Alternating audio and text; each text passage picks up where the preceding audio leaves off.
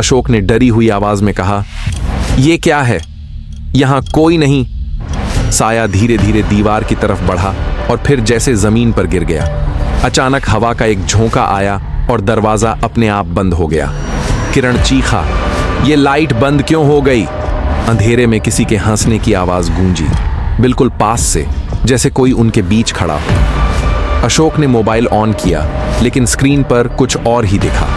चारों के पीछे एक पांचवां साया खड़ा था।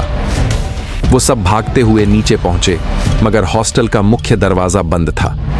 दीवार पर किसी ने उंगली से कुछ लिखा था, छत पर आने वाले कभी वापस नहीं जाते। अचानक ऊपर से कदमों की आवाज फिर सुनाई दी। रवि ने धीरे से कहा, हम सब नीचे हैं ना? तो ऊपर कौन है? ये सुनते ही लाइट झिलमिलाई और उनके साए दीवार से अलग होकर चलने लगे। हर साया अपनी दिशा में बढ़ने लगा, जैसे किसी और के काबू में हो। सुबह जब लोग आए तो हॉस्टल बिल्कुल खाली था।